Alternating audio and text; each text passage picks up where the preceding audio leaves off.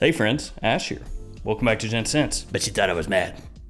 I was acting. Today I got for you guys 10 different fragrances, both niche and designer, that are gonna make you the best smelling guy in the room. Fresh fragrances that are head turners, certified bangers. And a lot of these are kind of more under the radar choices, not the more obvious picks. As always, I'll have these linked in the description below, so feel free to check them out down there. And if you'd like some codes, here they are. Pause the video, my friend. Twisted Lily, so avant-garde, you know the drill. Here they are. You shop at these websites, use these codes, save yourself some money. It's a win-win, baby. So yeah, like I said, we got some niche, we got some designer. Where to start? Let's just flip-flop back and forth. So we're gonna kick it off with niche, and I'm gonna go with Mancera's Aqua Wood. Kind of an interesting name. Typical Mancera, where they give you something on the front, but that doesn't necessarily mean that's exactly what it's gonna smell like. So what do I mean? Well, it says Aqua Wood, right? So what are you picturing? Maybe a piece of driftwood with water going over it, kind of a sea salty, beachy, fresh scent. Well, it is fresh. I'll give you that. And it is a little sea salty, I'll give you that too. But it's not overly woody. It does have a big pear note off the top, so an interesting fruitiness in the opening, and then you get florals as the fragrance dries down as well. It's also got a good amount of sweetness coming out there, some amber that really sets the tone. You've also got citruses in here and ginger that gives it a very zingy, fresh, enlivening opening. And with it being a Mancera, you already know good performance and good bang for your buck. It's a surprisingly big compliment puller as well, and it's gonna give you a different kind of vibe as far as summertime freshies go. Now let's hop over to the designer realm, and I'm gonna start things off with this one, YSL Le Parfum. This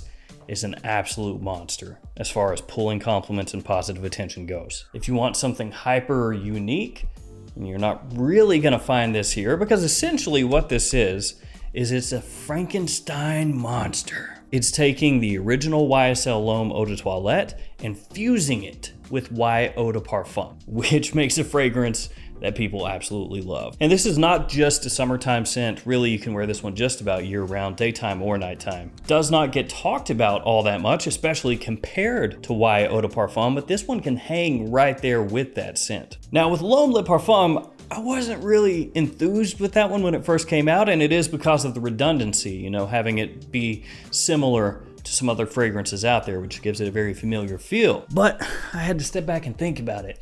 Who is it made for? I think it was made for people that are looking for something that they can have as a jack of all trades fragrance, you know, use it whenever they want and get compliments. And does it successfully do that? Yeah. So I can't fault them for that. Back to niche we go with Xerjoff's Torino 21. Now there is a Torino 22, but I have not smelled that one.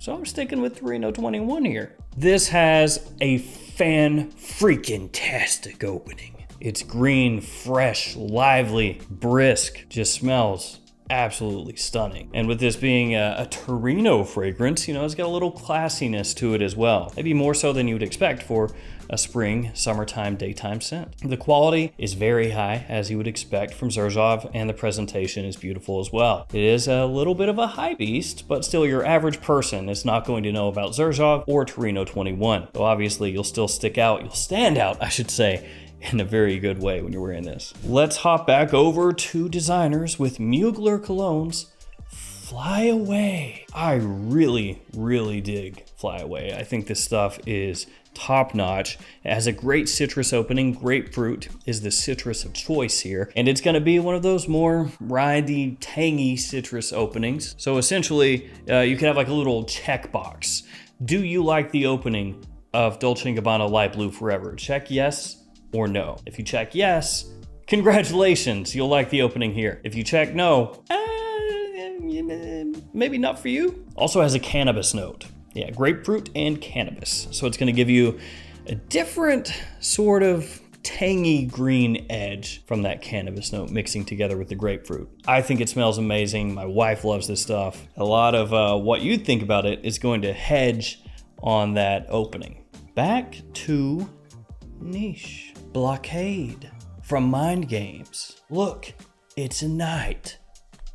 How cool. The fragrances are based around the game of chess, and you've got different chest pieces as the caps, and you also have white bottles and black bottles because the pieces are white and black, you see? They are pretty pricey. That's one of the reasons that I haven't been able to crack into more of these mind games since. I'm really intrigued to do that, but I don't want to splurge and buy a bunch of them up because I could also probably buy a decent used car for the amount that that would cost. Still yet though, Blockade smells absolutely amazing. Now to be fair, they do have a code for the website, Checkmate10, which will save you 10% off, which for these fragrances is actually a decent amount off, but they're still pricey. So this one has a show-stopping opening. It's a little bit Aventus-y, so it does have some similarities to Creed's Aventus, but it's definitely not the same. It's not a one-to-one, just in the same family. You know, we always say that stuff. It's got green mango off the top, which gives it a more interesting tropical edge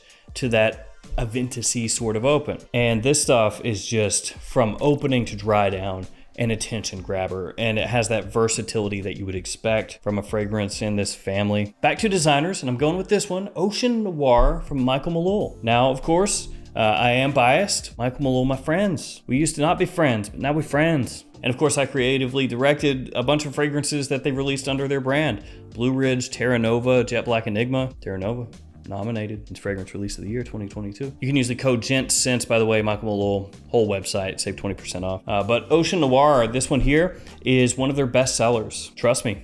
Heard a lot about it, but it is a really, really easy to wear sweet aquatic fragrance. So this one has black coconut, it has tangelo as some of the notes in the fragrance. So you get that fruity sweetness off the top, and it lingers for quite a while. As it dries down, it takes on more of an ambery warmth and sweetness, but stays aquatic the whole way through. Extremely clean, and because it is that combination of fresh and sweet, people go crazy for the stuff, which again is why they sell a lot of it. Note to self, make a fragrance that is a fresh, sweet, aquatic. Save that. All right, this next one is not really niche, but it is freaking pricey. And because of that, I will stick it with the niche fragrances. Louis Vuitton Imagination. Bit of a hype beast, and when you smell it, you realize why. So this one has a bouquet of citrus off the top that is just immediately enrapturing. Citron, bergamot, orange.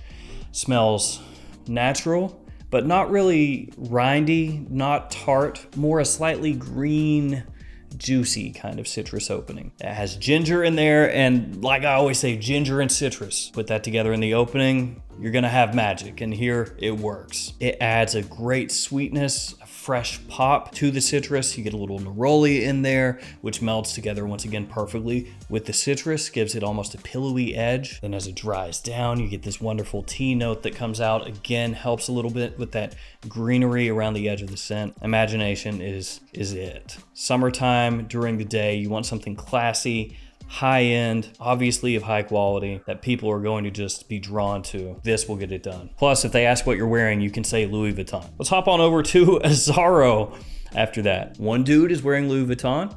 He's trying to flex on everybody. The other guy's wearing Azzaro, and he's getting just as many compliments. Maybe. Azzaro Chrome Eau de Parfum. It's got green mandarin, lavender, and woods, more specifically pine. It's been compared to the smell of Aqua di Gio Profondo Lights, only you can get this much more affordably. Azzaro Chrome fragrances, by and large, are just great bangs for your buck. From discounters, they don't cost that much, usually under 40 bucks, sometimes under 30 bucks. The presentations look good, so they look nice in your collection if that matters to you. They're very wearable, they get compliments, they're versatile. Typically the performance is pretty good. So there's a whole bunch to like about Azzaro, and specifically the Chrome line. And this is another one that makes use of kind of a green edge to the fragrance. The green mandarin, the pine, and then the lavender keeps it nice and clean and classy. A really nice scent. Back to niche, Acqua di Parma Fico di Amalfi. One of the most popular, most well-known Acqua di Parma fragrances. So yeah, this one is not exactly under the radar, but it still is worth a mention. So there are a bunch of things to like about this. First off, Acqua di Parma fragrances from discounters, pretty cheap, pretty affordable. At least as far as niche fragrances go, they don't cost that much. The quality for the price you pay, very good. And a lot of them during spring and summertime, they bring the pain in a good way. They get you noticed, they smell great, the quality is there, and a lot of them keeping with the Aqua de Parma vibes, have a nice little sophisticated or elegant edge to them. So this one has fig. That's the main thing that people are gonna pull from this. That's what keep people coming back. The fig nectar and fig wood in here. Also a whole bunch of citrus off the top and some white flowers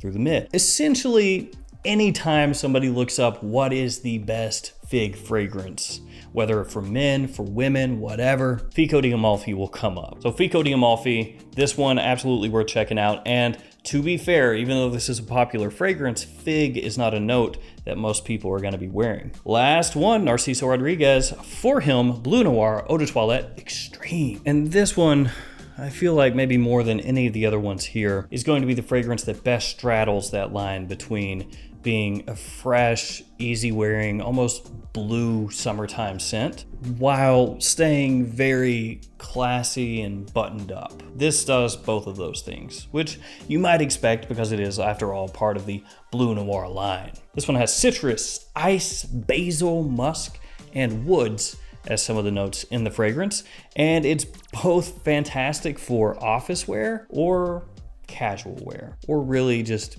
anytime wear. And one of the best things about Narciso Rodriguez For Him Blue Noir Eau de Toilette Extreme is that not that many people really are gonna be wearing this, especially in the US. You're gonna have people wearing Sauvage, you're gonna have people wearing Y, Bleu de Chanel, Versace Dylan Blue, Versace Eros, Aqua de Jo, etc., etc. But this, not so much. And yet this one can hang with those fragrances if you're just talking about versatility, especially during summer, and compliments. So there we go, 10 different fragrances, 5 niche, sort of, and 5 designer. I wanna thank you all for hanging with me. Stay safe out there. I'll see you tomorrow with another fragrance video. See you guys later.